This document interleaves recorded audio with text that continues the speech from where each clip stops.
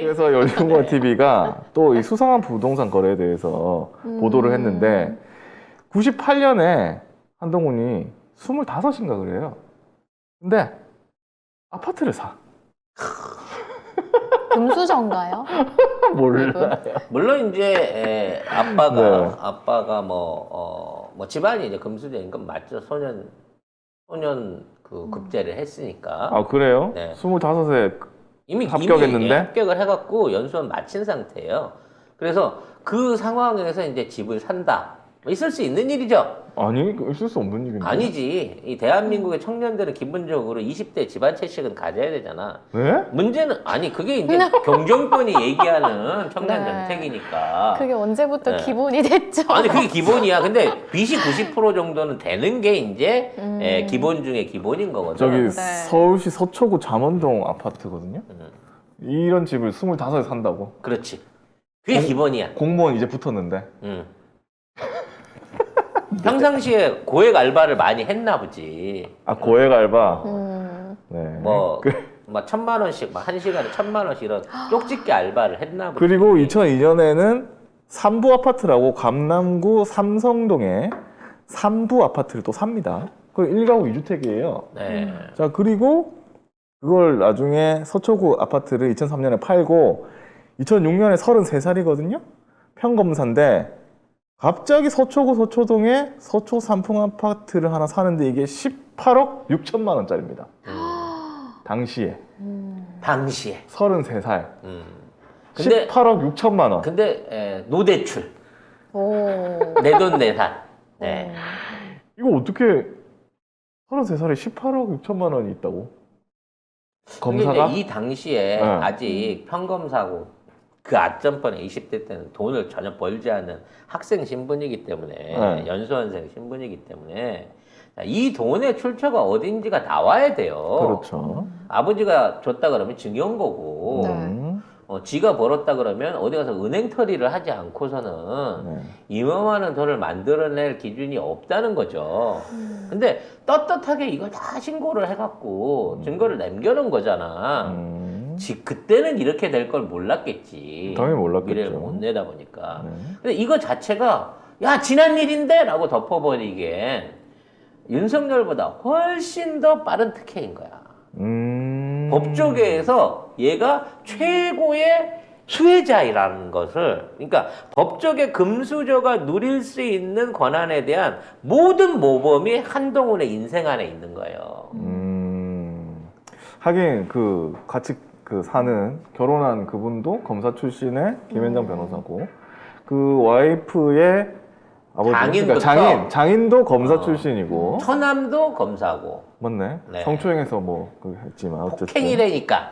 아 성폭행 어쨌든 아무튼 이런 쓰레기 같은 집안에서 이게 친족과 처가를 다 왔다 갔다 하면서 해왔던 전적이 우리는 부끄러워야 되잖아. 그쵸. 18억 근데 6천. 얘들한테는 아, 어워드인가 어워드. 아, 자랑스러운 거지. 18억 6천이 세상에. 아니 이게 자랑이다. 야 검사 나오면 이 정도는 기본으로 누려야 되는 거 아니냐?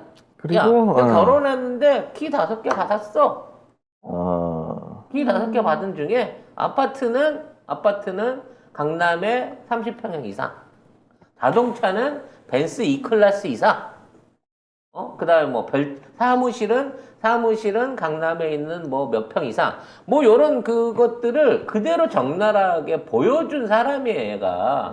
최연소 합격도 그 졸업 전에 있지만 40대 때 지검장 올라가 이 출세 코스나 이 사람이 맡아왔던 중요 요직과 담당했던 그 사건들이 하나하나 의미가 없는 사건이 없고 이 사건을 해결하고 정리하는 과정 중에 그 대가로 어마어마한 걸 챙겼다라고 한 모범이 된 사람인 거야. 그러니까 33살에 대출 없이 18억 6천만 원을 현금으로 내고 아파트를 샀어. 그리고 20대 때 샀던 아파트가 왜 삼부 아파트겠냐고. 삼부?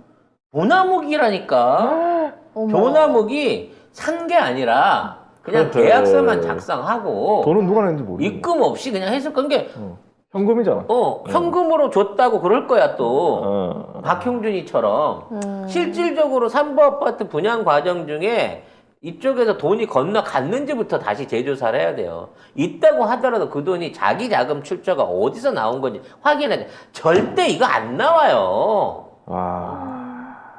왜 여기서 삼부가 등장을 하겠냐고. 그러네. 이미 20대 때, 야, 이 서울대 출신의 20대, 얘가 나왔어? 얘 키워야 되겠구만. 우리 식구로 불러들여.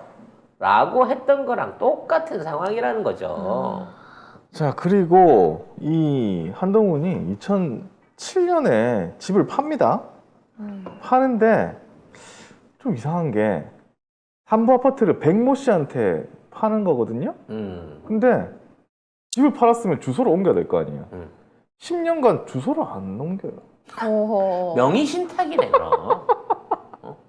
아니, 어디 집을 팔았는데 주소를 아니, 거기 안 옮길 수가 전세만 있지? 들어와도 네.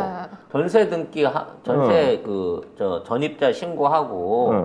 이거 보존 받으려고 하더라도 누군가 다른 사람이 와야 되잖아요. 그렇죠. 요거는 판다는 명목에 이름만 바꿔놓고 저는 새 아파트에 가서 그냥 산 거예요. 명의만 변경해놓고. 이게 뭐 하는 짓이야, 도대체? 10년 동안 주소를 안 옮기는 게 말이 됩니까? 말이 안 되죠. 대외적으로는 삼부 아파트 산다고 해놓고 자기는 타워팰리스 산 거예요, 결국은. 그리고 이 삼부 아파트를 한동훈한테 구매한 백모 씨가 이 사람은 멀쩡한 집 놔두고 자기 외부 오피스텔에서 자고 사업하면서 거기서 살았던 거예요. 네. 그 비싼 돈을 주고 사놓고. 샀는데 주소는 한동훈으로 돼 있고 자기는 딴 데 들어가 보지도 못하고 자기는 딴 데. 오피스텔에서 사무실 겸 거주지로. 이게 뭐 하는 뭐지 이게? 도대체? 이게 말이 되나? 근데 이게 그 전에 윤석열이 했던 거랑 똑같은 거잖아. 아크로비스타도 그랬거든요. 지금 총리가 했던 거랑 똑같은 거예요. 집주인하고 거기 사는 사람하고 돈 된 사람, 돈 된 사람이 다 다른 겁니다, 결과적으로. 이런 말도 안 되는 거래 증거를 놓고, 이거 청문회에서도 나오겠지만. 청문회 나오겠죠. 이미 의혹이 이상한 거잖아요. 그걸 뭐 어디, 이것뿐이겠어요? 그렇죠. 이것뿐이 아닙니다. 얘가 밟아왔던 그동안의 인생과 얘가 손댔던 모든 사건들은 전부 다 이런 식인 거예요. 그리고 타워팰리스에서 임대해서 사는 것도 원래 집주인이 삼성이었고 그런 거부터 다 지적해가지고 깔 게 너무 많습니다. 아직 요만큼밖에 안 깠는데 요렇게 많이 나왔어요. 이상한 이제 부분이. 시작에 불과한데. 근데 언론이 아무도 안 받아쓰네. 이거는 또 아무도 안 받아쓰네. 이거 만약에 조국 장관이 이렇게 했다고 해봐봐. 그래서 난리가 났지. 그래서 한동훈이 사상 초유의 청문회를 거부하고 장관에 임명되는 헐. 대한민국 헌법 이래 첫 장관이 될 가능성이 있다. 이런 얘기까지 있습니다. 아니, 근데 뭐 기사에서 봤는데 민주당 수박들인지 모르겠는데 민주당 의원들이 뭐 청문회를 보이콧하겠다 이딴 소리를 아니, 왜? 정신이 어떻게 된 거 한동훈 아니면은 같은 사람을 앉힐 수가 없기 때문에 청문회 참석을 보이콧합니다. 말도 안 되는 정말, 소리고요. 정말 간픈 소리고요. 그건 말도 안 되고. 더 악독한 사람들을 내세워가지고 강하게 몰아붙여야 됩니다. 끝까지 몰아붙여야죠. 그래도 결국 취임은 하겠지만 하겠죠. 얼마나 큰 의혹들과 조국 장관이나 다른 쪽 장관에 비교해서 문제가 있는지에 대한 것도 밝혀야 돼요. 그렇죠. 문재인 정부 5년 동안에 124회 이상의 내가 이거 왜 외우고 있지? 인사청문회가 있었습니다. 그 안에 문재인 정부 5대 원칙에 따라 학력, 부동산, 위장 전입, 거기 최근에 이제 음주운전에 이것까지 다 집어넣어갖고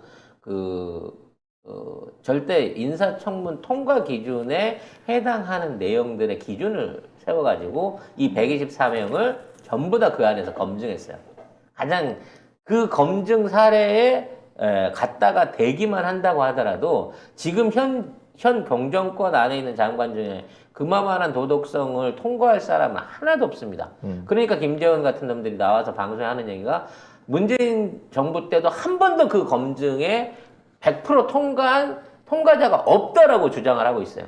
하지만 문재인 정부 청문회가 있었던 124명 중에는 그 기준을 통과하지 못해서 낙마한 사람은 있어도 그 기준에 걸렸는데 통과해서 취임한 사람은 한 명도 없다는 거야. 거짓말을 이따위로 하지 말라고.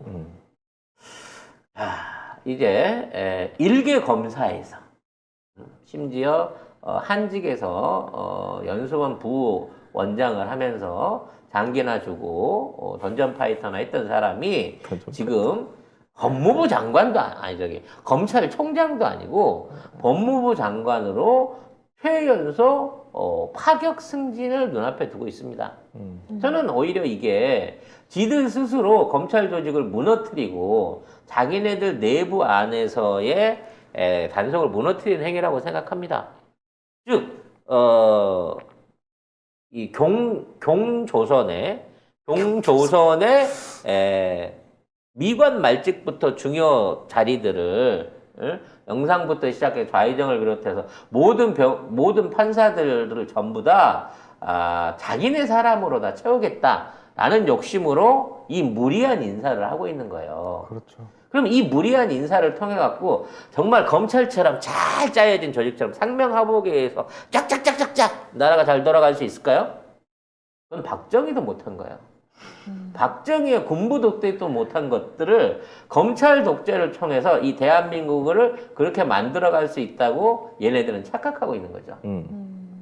이 검찰 조직하고 무속 조직에 대대적인 전쟁이 시작됩니다. 이대로 가게 되면. 자기네들끼리 그렇죠. 좀 개싸움 하겠네. 그럼 권력은 나눌 수가 없는 거야. 부자지간에도 안 나누는 게 권력인데 그렇지. 지금 사실 이제 무속들은 건진법사나 이런 사람들은 뭐 문화부 장관이라도 한번 하고 싶어도 워낙 일천하다 보니까 서울대 아니면 안 돼. 그렇기 때문에 기존에 있는 행정장관직들을 전부 다 독식을 하고 있어요, 지금. 검사 출신과 서울대 출신들이. 자, 이렇게 돼 있는 상태에서 실질적으로 이 정권을 만들어낸 핵심 키는 무속들이 쥐고 있는데 그 걔네들이 앞으로 어떠한 방식으로든 권력 내지는 그 이득을 나눠 먹으려고 할 것이고 그 사이에서 암투가 벌어지게 됩니다. 그랬을 때 얼마나 처절한 전쟁이 일어날 것인가 눈앞에 빤해요. 그럼 윤석열이 그걸 중재를 할까요? 김건희가 중재를 하겠습니까? 절대 못합니다. 아니 벌써 지방선거 지금 관련해가지고 경기도에 김은혜 내려보내고 강원도에 황상무 내려보내고 뭐 이런 거 하고 있지 않습니까? 아예 윤석열 당을 만들려고 하는 거죠. 그렇죠. 그래서 저는 이러한 시도, 검찰 왕국에 대한 시도와 이런 말도 안 되는 인사 관행이 오히려 얘네 정권의 수명을 더 빨리 줄이는 길이다 라는 생각을 해요. 맞아요. 네.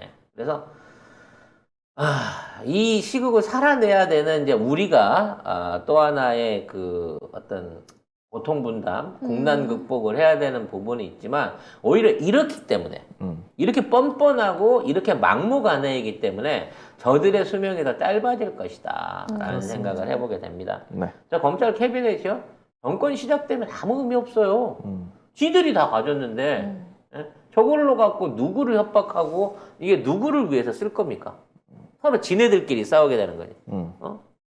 산업부하고 재경부하고 경제부하고 서로 이권 넣고 204대가 할 거야. 막 이 난리 치는 거고요. 네.